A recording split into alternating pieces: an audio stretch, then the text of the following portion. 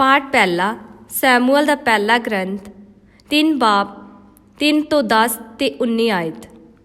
ਉਸ ਵੇਲੇ ਸੈਮੂਅਲ ਮੰਦਰ ਵਿੱਚ ਖੁਦਾ ਦੇ ਨੇਮ ਦੇ ਸੰਦੂਕ ਵਾਲੇ ਕਮਰੇ ਵਿੱਚ ਸੁੱਤਾ ਪਿਆ ਸੀ। ਉੱਥੇ ਦੀਵਾ ਅਜੇ ਜਲ ਰਿਹਾ ਸੀ ਜਦੋਂ ਪ੍ਰਭੂ ਨੇ ਸੈਮੂਅਲ ਨੂੰ ਸੈਮੂਅਲ ਸੈਮੂਅਲ ਕਹਿ ਕੇ ਸੱਦਿਆ। ਸੈਮੂਅਲ ਤੁਰੰਤ ਏਲੀਆ ਕੋਲ ਗਿਆ ਅਤੇ ਬੋਲਿਆ, ਤੁਸੀਂ ਮੈਨੂੰ ਸੱਦਿਆ ਹੈ, ਮੈਂ ਹਾਜ਼ਰ ਹਾਂ। ਏਲੀਆ ਨੇ ਉੱਤਰ ਦਿੱਤਾ, ਨਹੀਂ ਮੇਰੇ ਪੁੱਤਰ, ਜਾ ਕੇ ਸੋ ਜਾ। ਸੋ ਸੈਮੂਅਲ ਜਾ ਕੇ ਸੋ ਗਿਆ। ਤਦ ਪ੍ਰਭੂ ਨੇ ਫਿਰ ਸੈਮੂਅਲ ਨੂੰ ਸੱਦਿਆ। ਸੈਮੂਅਲ ਫਿਰ ਦੌੜ ਕੇ ਏਲੀਆ ਕੋਲ ਗਿਆ ਅਤੇ ਬੋਲਿਆ, ਤੁਸੀਂ ਮੈਨੂੰ ਸੱਦਿਆ ਹੈ, ਮੈਂ ਹਾਜ਼ਰ ਹਾਂ। ਏਲੀਆ ਨੇ ਉੱਤਰ ਦਿੱਤਾ, ਨਹੀਂ ਮੇਰੇ ਪੁੱਤਰ, ਮੈਂ ਤੈਨੂੰ ਨਹੀਂ ਸੱਦਿਆ, ਤੂੰ ਜਾ ਕੇ ਸੋ ਜਾ। ਸੈਮੂਅਲ ਅਜੇ ਤੱਕ ਪ੍ਰਭੂ ਨੂੰ ਨਹੀਂ ਜਾਣਦਾ ਸੀ, ਕਿਉਂਕਿ ਉਸ ਉੱਤੇ ਖੁਦਾ ਦਾ ਸ਼ਬਦ ਪ੍ਰਗਟ ਨਹੀਂ ਹੋਇਆ ਸੀ। ਖੁਦਾ ਨੇ ਤੀਜੀ ਵਾਰ ਸੈਮੂਅਲ ਨੂੰ ਸੱਦਿਆ ਅਤੇ ਉਸ ਨੇ ਫਿਰ ਏਲੀਆ ਕੋਲ ਜਾ ਕੇ ਬੋਲਿਆ, ਤੁਸੀਂ ਮੈਨੂੰ ਸੱਦਿਆ ਹੈ, ਮੈਂ ਹਾਜ਼ਰ ਹਾਂ। ਇਸ ਵਾਰ ਏਲੀ ਸਮਝ ਗਿਆ ਕਿ ਇਹ ਪ੍ਰਭੂ ਹੈ ਜੋ ਸੈਮੂਅਲ ਨੂੰ ਸੱਦ ਰਿਹਾ ਹੈ। ਇਸ ਲਈ ਉਸ ਨੇ ਸੈਮੂਅਲ ਨੂੰ ਕਿਹਾ, ਵਾਪਸ ਬਿਸਤਰੇ 'ਤੇ ਜਾ। ਜੇਕਰ ਉਸ ਇਸ ਵਾਰ ਤੈਨੂੰ ਸੱਦੇ ਤਾਂ ਤੂੰ ਉੱਤਰ ਦੇਣਾ, ਪ੍ਰਭੂ ਜੀ, ਤੇਰਾ ਦਾਸ ਸੁਣ ਰਿਹਾ ਹੈ।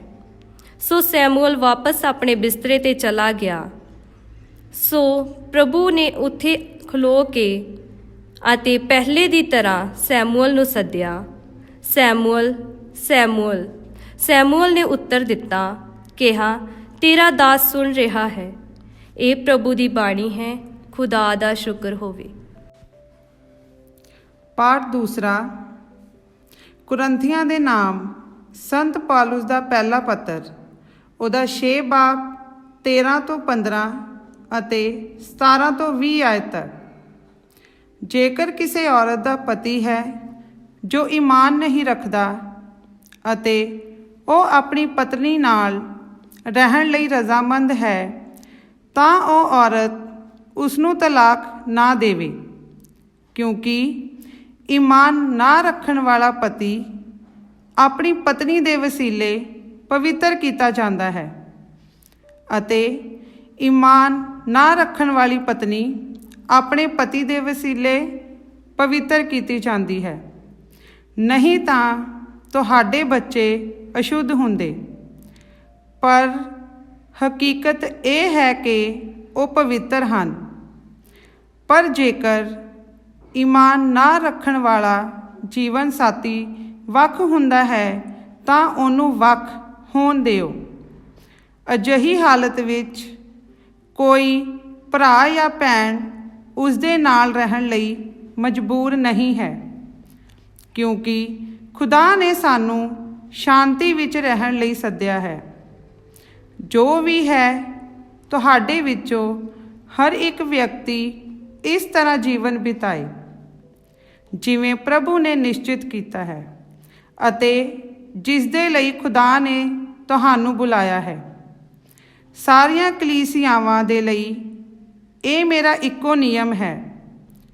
ਜੇਕਰ ਸੱਦੇ ਜਾਣ ਦੇ ਸਮੇਂ ਕਿਸੇ ਦਾ ਖਤਨਾ ਹੋ ਚੁੱਕਿਆ ਹੈ ਤਾਂ ਉਹ ਖਤਨੇ ਦੇ ਨਿਸ਼ਾਨ ਨੂੰ ਮਿਟਾਉਣ ਦੀ ਕੋਸ਼ਿਸ਼ ਨਾ ਕਰੇ।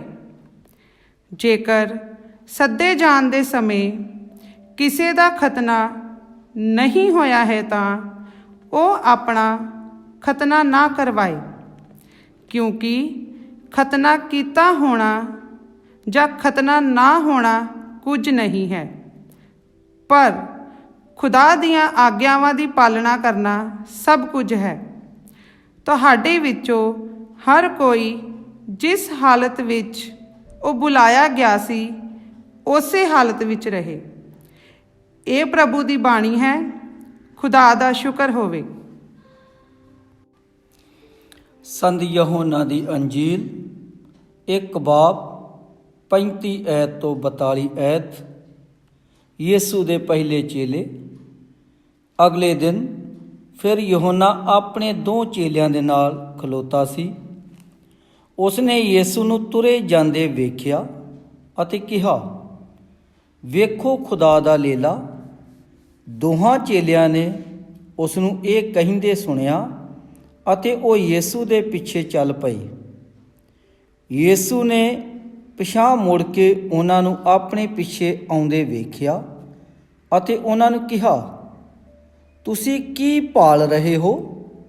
ਉਹਨਾਂ ਨੇ ਉਸ ਨੂੰ ਉੱਤਰ ਦਿੱਤਾ, ਰੱਬੀ ਅਰਥਾਤ ਗੁਰੂ ਜੀ, ਤੁਹਾਡਾ ਡੇਰਾ ਕਿੱਥੇ ਹੈ?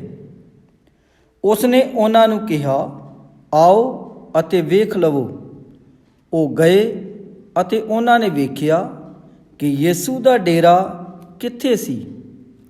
ਉਸ ਦਿਨ ਉਹ ਯੀਸ਼ੂ ਦੇ ਨਾਲ ਰਹੇ, ਕਿਉਂਕਿ ਉਹ ਤਕਰੀਬਨ ਦਿਨ ਦਾ ਚੌਥਾ ਪਹਿਰ ਸੀ। ਉਹਨਾਂ ਦੋਹਾਂ ਵਿੱਚੋਂ ਜਿਹੜੇ ਯਹੋਨਾ ਦੀ ਗੱਲ ਸੁਣ ਕੇ ਉਸ ਦੇ ਪਿੱਛੇ ਤੁਰ ਪਏ ਸਨ, ਇੱਕ ਸ਼ਮੌਨ ਪਤਰਸ ਦਾ ਭਰਾ ਇੰਦਰਿਆਸ ਸੀ।